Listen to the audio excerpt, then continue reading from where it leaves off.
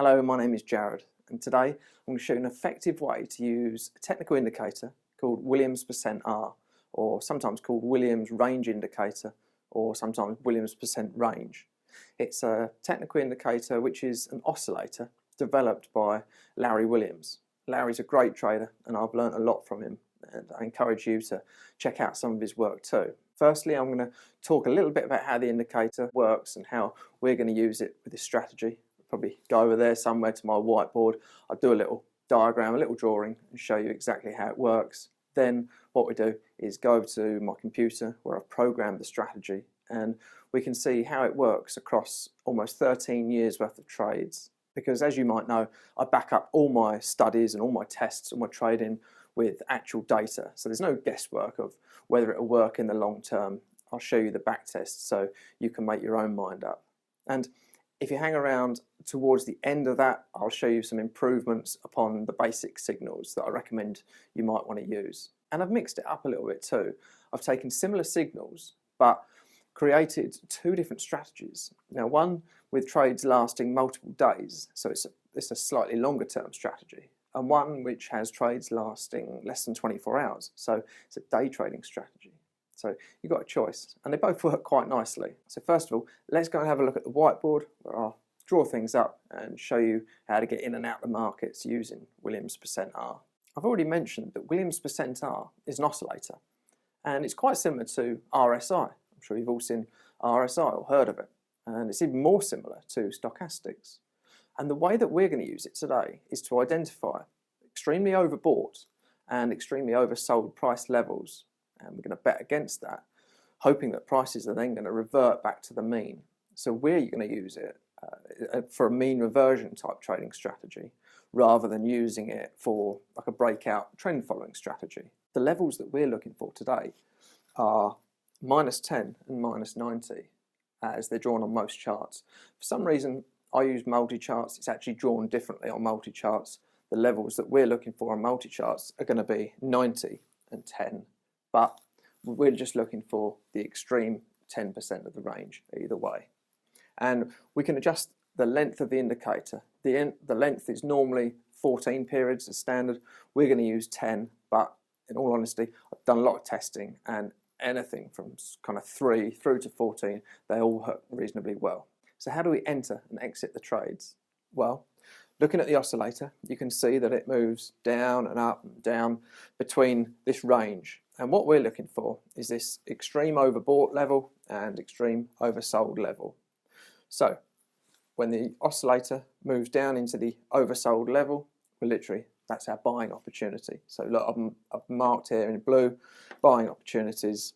Up here, when it moves into the overbought territory, we got red sell signals. And be a bit clearer on the charts, but basically you're looking for the bar to close and the oscillator on the closing price to be either above -10, in which we place a short sell, or we exit a long trade, and if it closes below -90, then we're looking for a buy trade, or we're covering on a short trade. We're using a 250 pip stop loss, and on the first strategy, it's simply a stop and reverse strategy. That means the exit from a long trade is into a short trade, always in the market unless we're stopped out.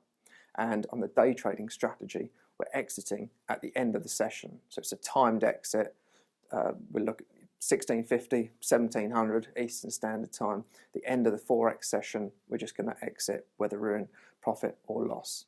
Let's go to the computer now so we can see how this strategy is going to perform.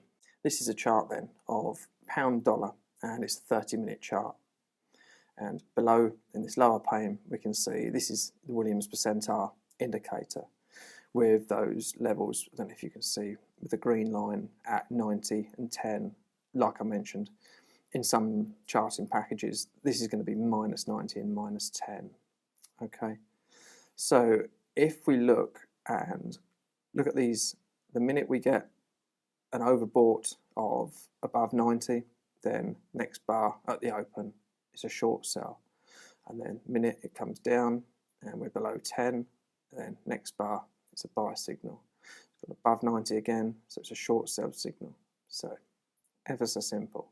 And I've mentioned we're looking at data from 2008 through till 2020. We've got 13 years of data here and 250 pip stop loss. So let's first of all have a look at the equity curve. Now, what I mean by the equity curve is this is how your account would have grown had you been trading this strategy throughout those 13 years. So obviously a nice uptrending equity curve is a good thing, and it's a reasonable curve. And what that says to me is that pound dollar on the 30-minute chart does respond well to mean reversion, and that's obvious throughout the years, so that's a good thing. However, if we look at the size of the average trade, we've got a $25 average trade, and once we've taken trading costs out of that, then there's going to be hardly any profit left in the strategy. So we can't just trade that as it is. In this second workspace, what I did was have a look to see if there were certain times of the day where these signals were more powerful or more relevant, essentially filtering out just the noise, the false signals. And I found that taking trades from the start of the session, which is 1700 EST, through till midnight, any time we get a signal throughout that period, we take them. The rest of the time, we ignore the signals. So let's again have a look at the performance report. We can see this time that the average trade has gone up slightly, but still not great. Let's have a look at the equity curve. And the equity curve is worse, I would say. It's still going in the right direction, but it's certainly not particularly great. But next I'm going to show you what happens if we exit the trade at the end of the day. So we turn it into a day trading strategy. Now you can see on the chart that we've got this end of day exit. So we've got the short sell signal here, and we just exit at the end of the day at a timed exit. Let's see how that performs. And the curve is a little bit better than taking those longer trades over a longer period of time. What's it done to the average trade? And the average trade has come back down to only $29. So still not something that we want to be trading as is. The next thing I did was to look at the price behavior the day before the trade. So basically what we're saying is we only want to take long trades if yesterday was quite a strong day, and we only want to take short trades if yesterday was quite a weak day. So let's have a look at the next workspace where I've put those filters in. And in this workspace, we've gone back to the multi-day strategy, not the day trade strategy. So let's have a look how that's performed. And there's the equity curve. It's certainly better than it was. But let's have a look at the average trade. I'm hoping that, yes, we got a much, much larger average trade. Look at that, it's jumped up from $25, $29 right up to over $200 now. So that's really, really good. And before I show you the results of the day trading strategy, including these improvements filters, please, if you find this video useful, do me a favour and click the like button. And of course, if you haven't already, please subscribe for more videos. Always, it helps the channel.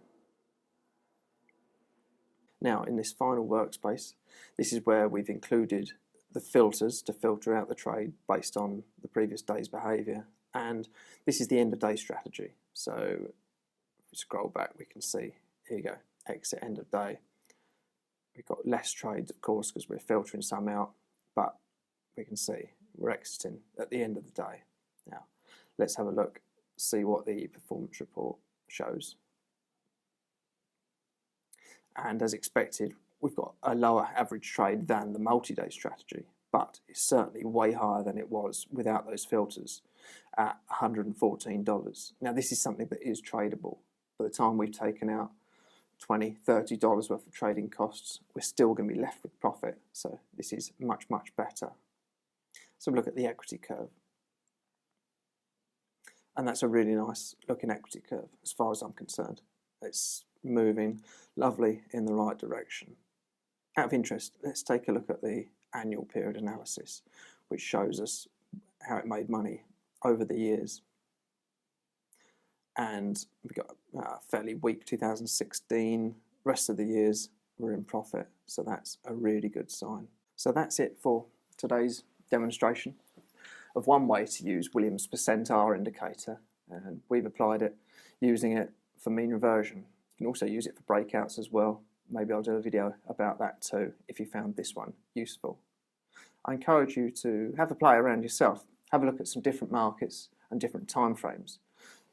Please don't take what I've showed you there and apply it to different markets or different time frames, because it won't work exactly as is. All markets and time frames, they all behave slightly differently. That's why it's so important to test everything you do, backtest it before you start live trading.